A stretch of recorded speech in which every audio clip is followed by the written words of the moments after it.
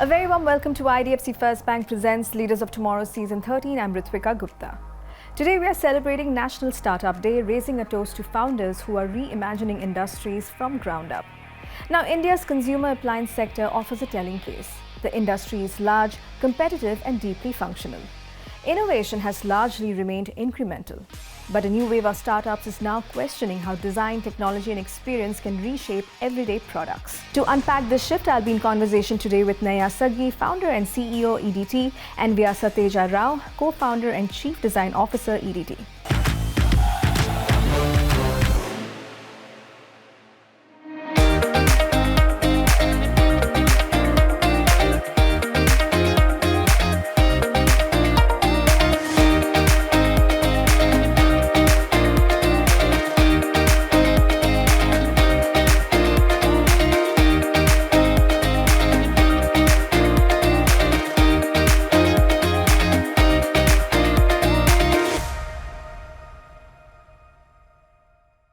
Thank you so much, Naiyya and VT, for joining us today on ET Now Leaders of Tomorrow for our National Startup Day special episode. It's our pleasure, Ritwika. Thanks for having us. Thank you, Ritwika.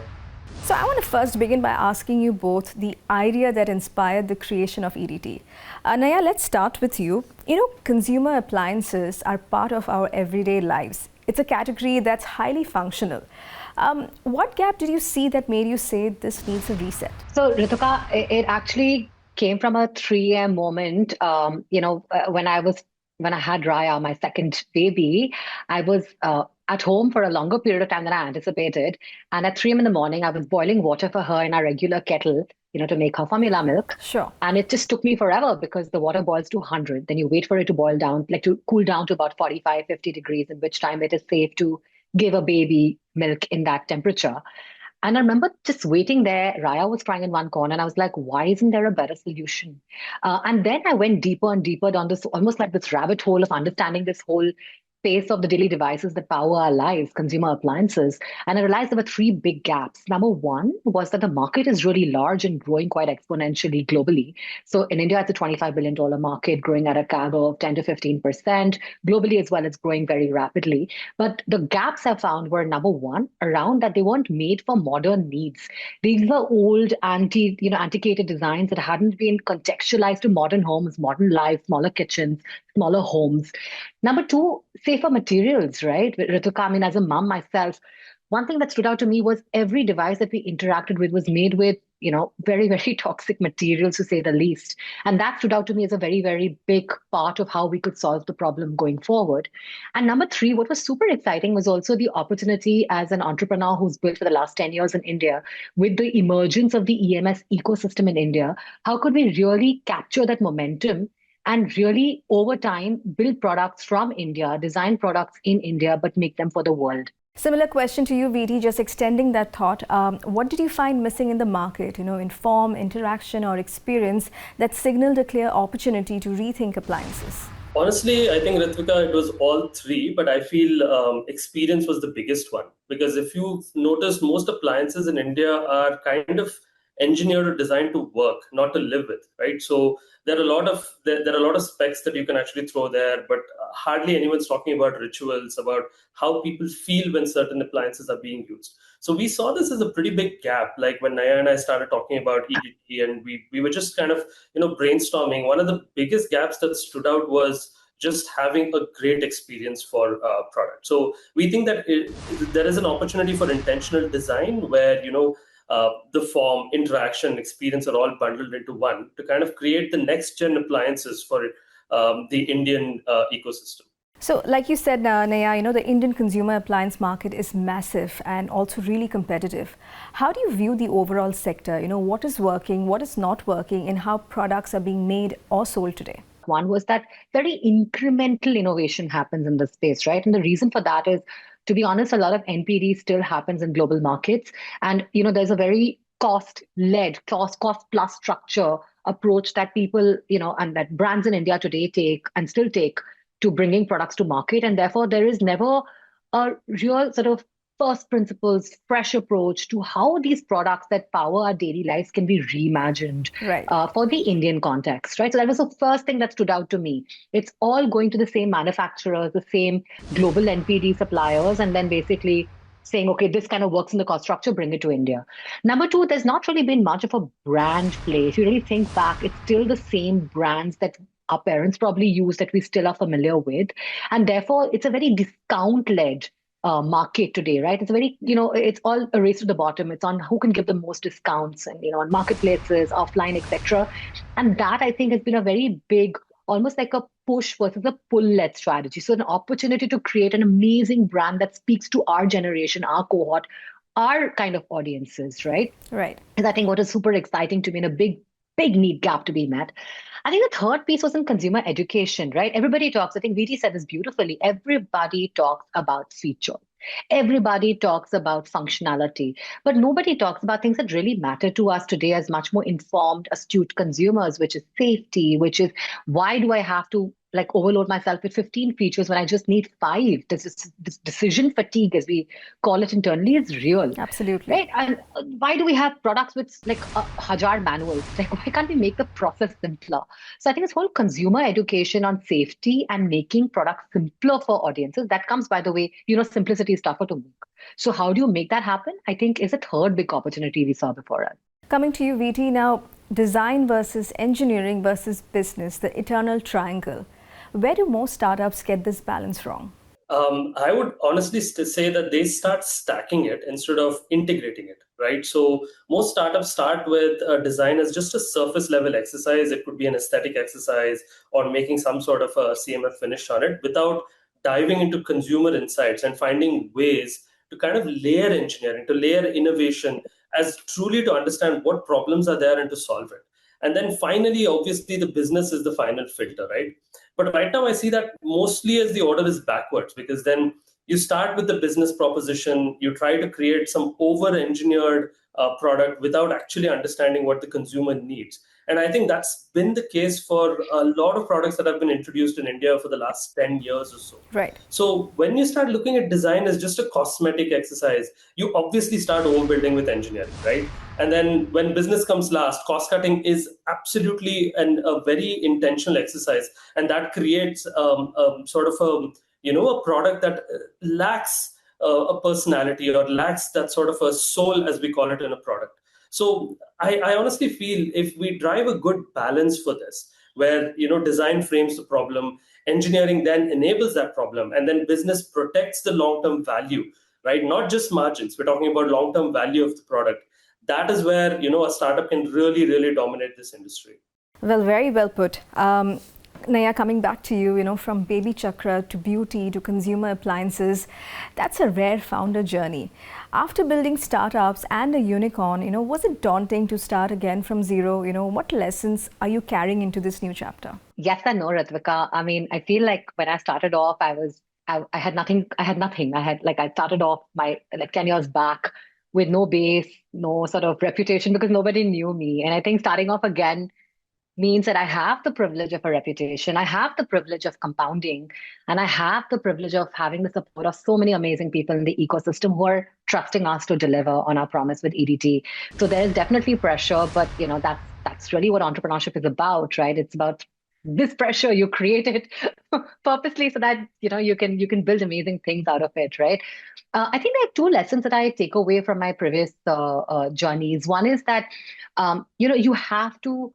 I've seen the journey of growing trusted brands. Baby Chakra grew 25 million mothers, 10,000 doctors. We launched our baby product range. I've also seen what happens when you scale too fast as well, right? With other brands I've been associated with, and therefore it boils down to 2 fundamental truths. One is that there's nothing that changes with scale really. You have to have your unit economics, your product quality, your trust with consumer right from get go. And therefore, what we're doing with EDT right now, Ritwika, is we're setting up very strong fundamentals stack in place, right from, of course, your UE to your supply chain, to your product quality, to your QC, to your consumer journeys, everything is being done with a very strong focus on quality and, of course, the unit economics. Sure. Number two is that I have continued also building communities out, right? It's always been core to who we are and who I am. And therefore, with EDT as well, we built out a community of more than now 5,500, as we call them, editors, who actually help co-create the products with us. Fantastic. VT, coming to you now, taking a cue from your own journey, tell us at what point does a designer need to start thinking like an entrepreneur? And do Indian consumers, value good design more than we give them credit for, or we still have a long way to go? That's a fantastic question, actually. See, I think the moment your design decisions start affecting cost, scale, or behavior, whether you know it or not, you're already an entrepreneur. Right. So I always am of the belief that designers don't need to become MBAs, but they absolutely, in the entrepreneurial journey, need to understand trade-offs. You need to understand pricing psychology. Manufacturing realities is a very big one. Most designers don't understand the manufacturing side of things, which makes it so hard to come up with good products, right? And then also adoption is a very big one, right? Like, so if you think that you have the next best idea, but you really don't know if many people are going to adopt it, right, you're actually on the wrong path. Sure. So, and most importantly, most designers end up designing in a vacuum. And Naiyya made a great point about communities, right? Without communities, we would have not understood certain key insights that's present in our products today. So even if you look at why we made the choice to use glass, it's a community-driven decision. It's time for a quick break here. We'll be back shortly. Stay tuned.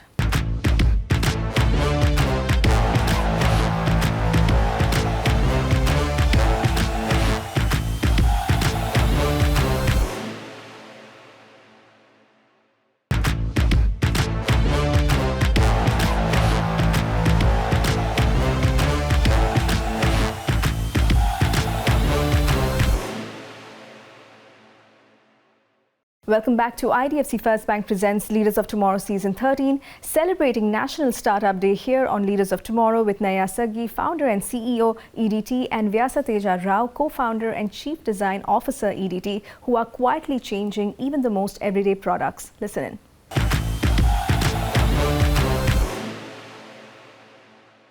I now want to talk about technology. Naiyya, coming to you, what does meaningful technology actually mean at EDT? And are there any aspects you consciously choose not to add tech? So the way we look at technology, Ritwika, is that it's in phases, right? Just to give you context, when we started EDT, one of the advisors we were very, very privileged to have on is actually Caitlin, who heads hardware at OpenAI.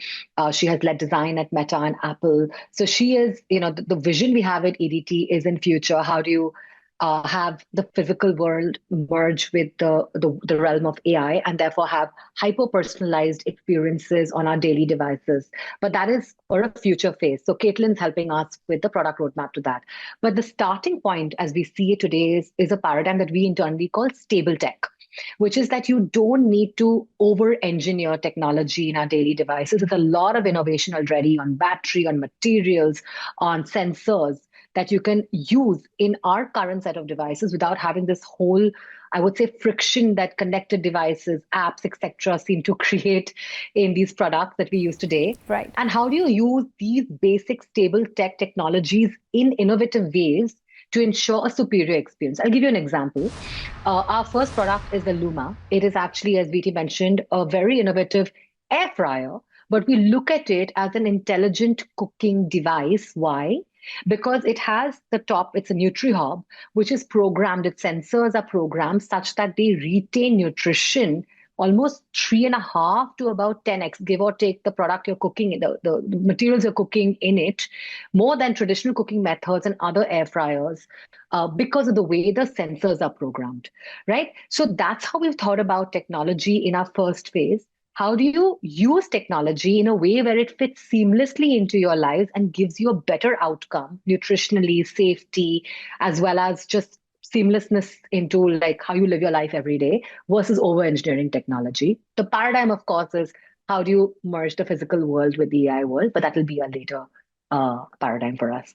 Now, speaking of tech, VT, If you were advising a young design entrepreneur today, what's the one mindset shift they must make to be relevant in the world of AI? I think it's a good framing around outputs and outcomes, Ritvika. So I've mentioned this quite a few times also, and it's been quite a journey and a learning for me personally, right? Like most designers and entrepreneurs start out with just outputs of saying, I'm going to meet this statistic, or I'm going to drive this as an overall thing, versus trying to understand what an outcome is. So if at EDT, right, one of our biggest outcomes that we want to drive is how do we make our consumers' lives better, right? Naiyya talked about decision fatigue, which is something that you probably not even kind of layer on in that context, and that's one of the best examples of how I feel AI is coming into the picture. It can generate a lot of options. It can generate visuals a lot faster. You can see like tools like Nano Banana doing great things. I mean, we use it constantly. It's not like we're away from it. Right. We've adopted AI to actually drive things faster for us.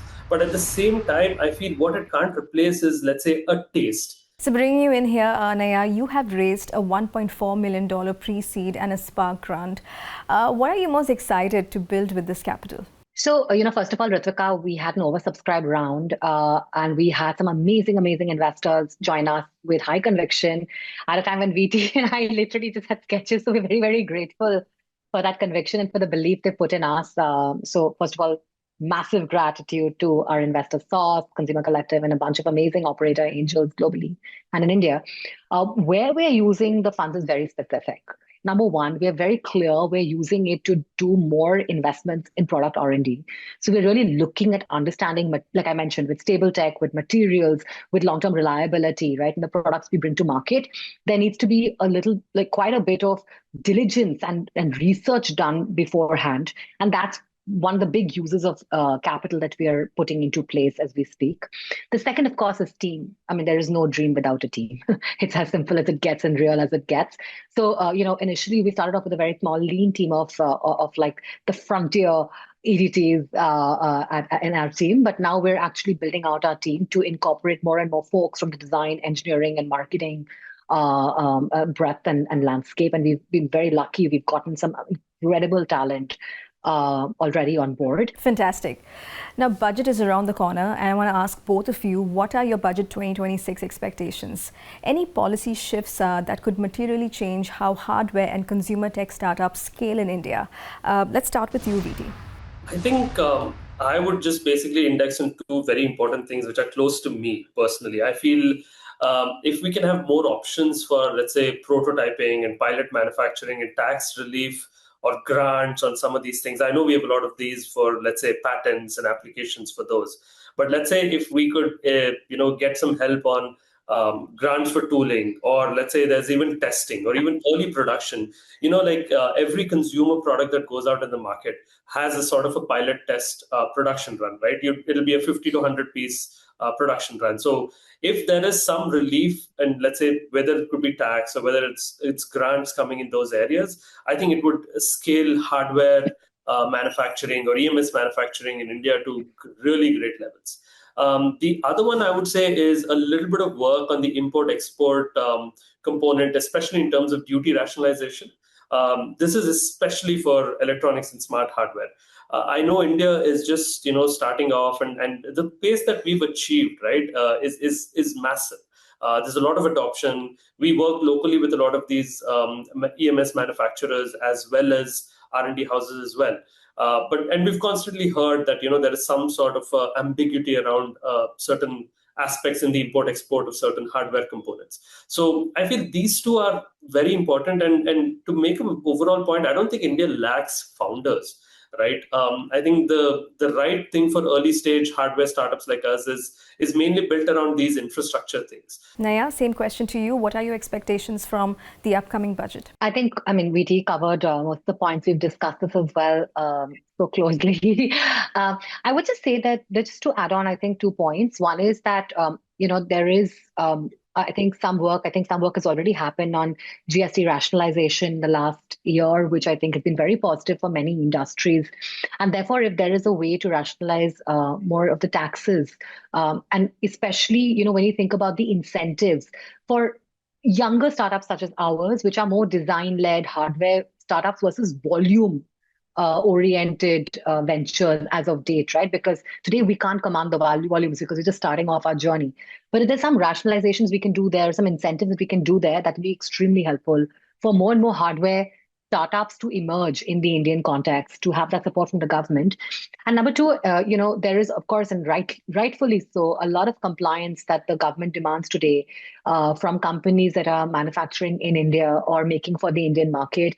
And, to ensure that that process can be made faster, more expeditious. Right. Because consumer markets are unforgiving. And therefore, the faster we can get with the right focus on quality and compliance, of course, but the faster we can get, the more transparent that process can get, the better it is for more and more hardware ventures to emerge out of India. I think these are the two pieces I would really index on. And I mean, the government is always listening to entrepreneurs, which is extremely positive.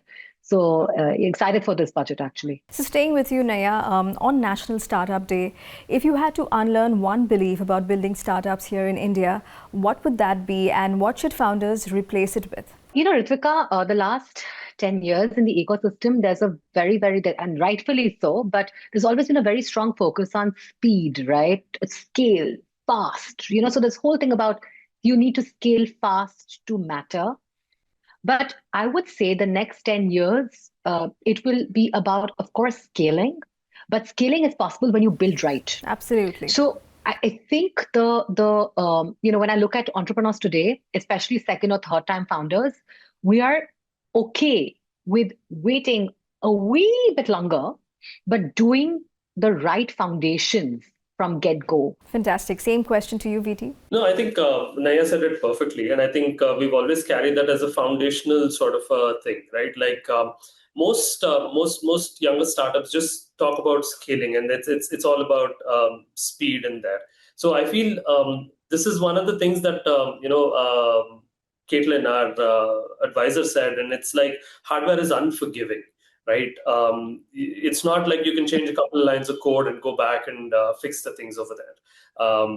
But in physical products, especially consumer electronics and the kind of things that we're in, some of these mistakes compound. So I feel like we should be very careful when we start out with. Obviously, the only reason why, let's say, we've started working on this is we do have the experience. So we are able to make decisions really quickly with a lot of clarity.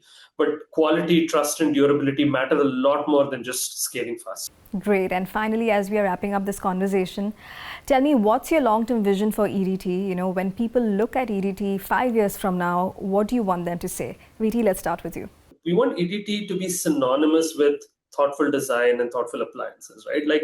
And it could just not be appliances. Tomorrow we might decide to build some other objects for the home, or we might just get into a vertical where we see there's an obvious gap, right? But we've always believed that some of these things doesn't have to be super flashy, right? Not over-engineered, like Naiyya made a point. Our platform of stable tech, we believe that there is a very big opportunity. Sure. And it's also very much in line as to how we as Indians think forward together, right? Our behavior in daily lives also is very much built into this. So I think we want to drive that whole philosophy of trust. Naiyya, I'll let you have the last word. Your vision for EDT.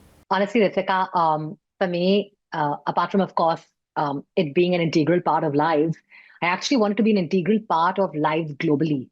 When I growing up in an India where my generation of entrepreneurs now could have this audacity to say that we will build brands that, are global brands, and we could be building that from India.